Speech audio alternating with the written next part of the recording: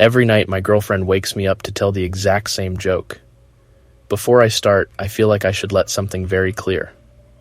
I absolutely love Ellen. We've been living together for about 3 years now, but have known each other our whole lives. In fact, we were childhood friends.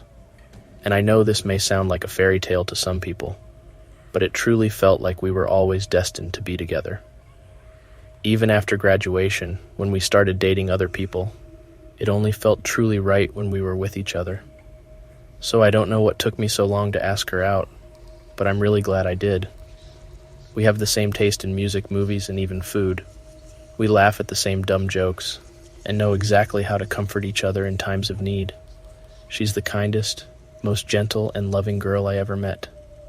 We even been talking about our plans for marriage and how we would like to have kids of our own. That's why it hurt so much how it all went terribly wrong in just 4 nights. I would also like to preface that Ellen doesn't have much of a family other than me, and some very distant aunts that she never met, and doesn't even know their names. I was born in a big family with 4 siblings and plenty of cousins that were always visiting, and even helping out when we got in trouble. Ellen has none of that. She doesn't have any siblings, and her father was an alcoholic, abusive freak that died when she was young. Her mother was a very kind and inspiring person that took care of the family by herself for many years, and almost a second mother to myself. So when she passed away last year, it hurt us both for a long time, but Ellen stayed strong. She's not the type to let her feelings easily surface, so you gotta be a lot more perceptive to get what she truly feels. I used to pride myself in being capable of that. I felt like I knew her better than I knew myself. That's why this is all so strange and frankly terrifying. We were sleeping in bed, and I was dreaming. I don't really remember what it was about, but for some reason I'm sure of it. Until I heard her voice very close to my ear. Knock, knock, knock, knock. She was caressing my hair gently, while sitting in bed and looking below at me. I slowly opened my eyes, groggy from sleep. Hey, what is it, baby? She kept looking at me, fixated, and repeated, knock, knock, knock, knock. I glanced at the digital clock on top of the dresser. 3:27 a.m. I had work in only a few hours.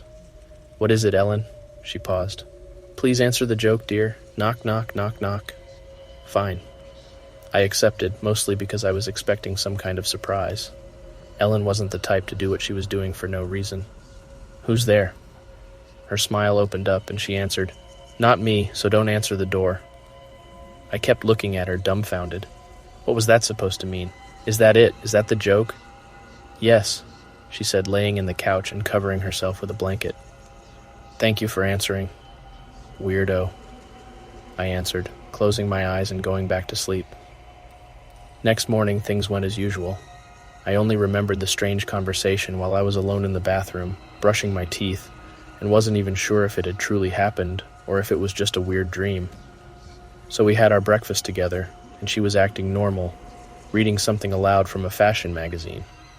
Frankly, I wasn't paying much attention, so I took the opportunity to ask about last night. Initially, she didn't seem to know what I was talking about.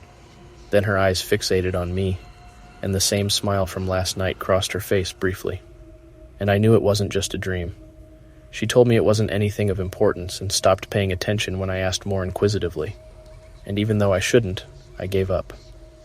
I had work and other matters to attend to, and just brushed off the weird event thinking it wouldn't happen again. But the following night I woke up to her voice. Knock, knock. A pause. Knock. What is it now? I said. Ellen, what are you doing? Knock, knock, knock, she repeated. This time she wasn't even touching me, just sitting in bed looking at me with that same smile. But her eyes seemed larger, and she blinked in longer intervals. I looked at the clock. Once again, 3:27 a.m. Ellen, come on, what is it? I got work in a few hours, can't have the luxury of waking up in the middle of the night to answer knock-knock jokes. Knock, knock, knock. This is getting creepy, you know? I'm not sure if this is some gag you've been doing, but I don't like it. Answer it. Knock, knock, knock. I sighed, but also let a small laugh escape. It was creepy, of course, but she was also my Ellen, so it didn't bother me as much as it should. Fine, who the fuck is there? I answered in a playful tone. Not me, so don't answer the door, she said weakly. Ellen slowly closed her eyes and laid down. I kept staring at her while she fell into what seemed to be a deep sleep. I got up and then left. I walked downstairs and sat down at the couch in the living room, staring at the night sky outside and absorbing the quiet of the neighborhood. My heart was beating fast and it didn't slow down. I was too scared to sleep in the same room as my girlfriend, all because of a fucking knock-knock joke. But it was unnatural. I thought about calling someone.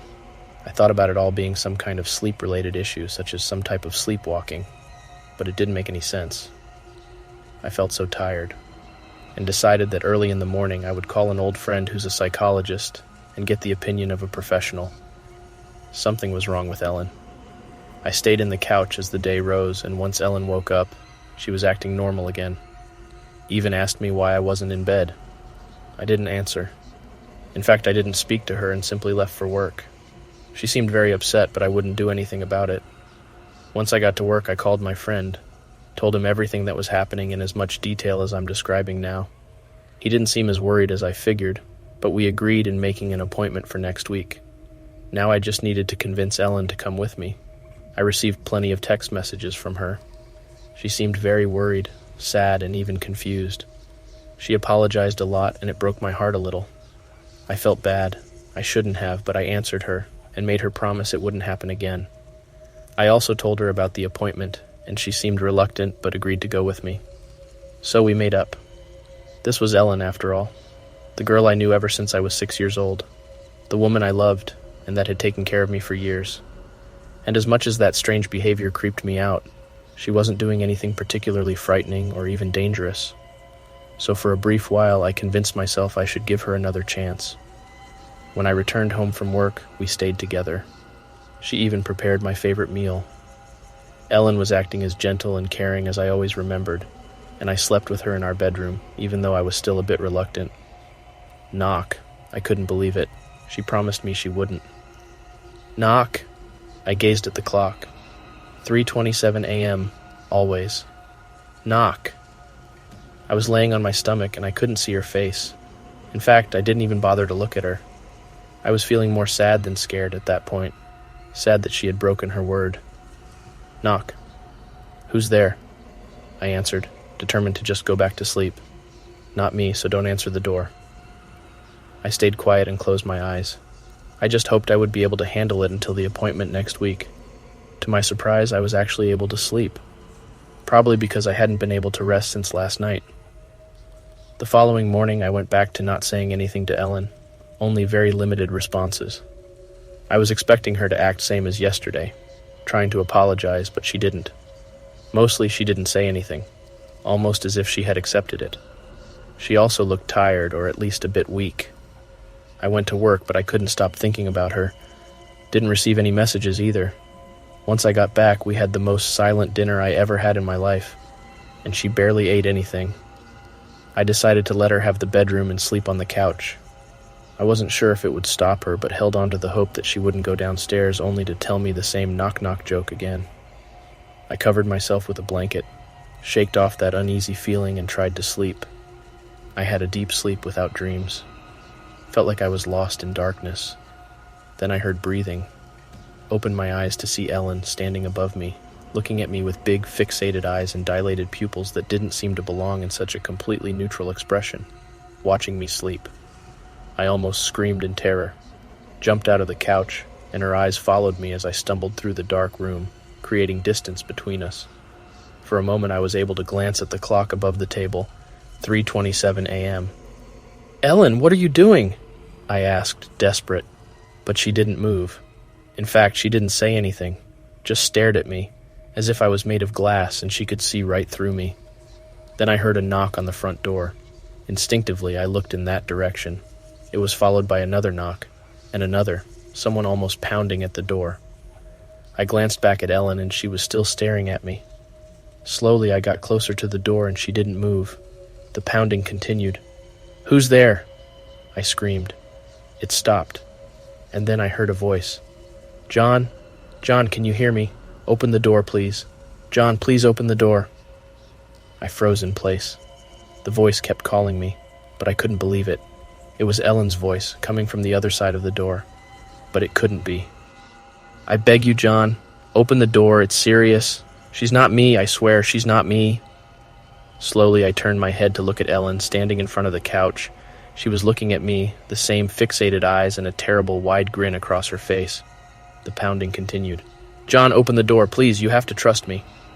I stayed still, not knowing what to do, and I don't remember what happened after that. I just woke up in my bedroom.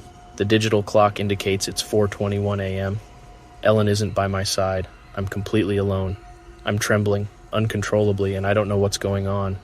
I don't remember what happened after I saw her terrible grin. I don't know if I opened the door.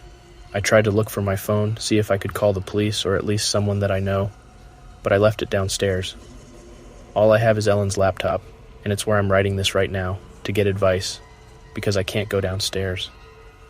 The corridor is dark, very dark, almost as if the shadows were leaning into the room, and I can hear a faint scratching sound coming from below. What should I do?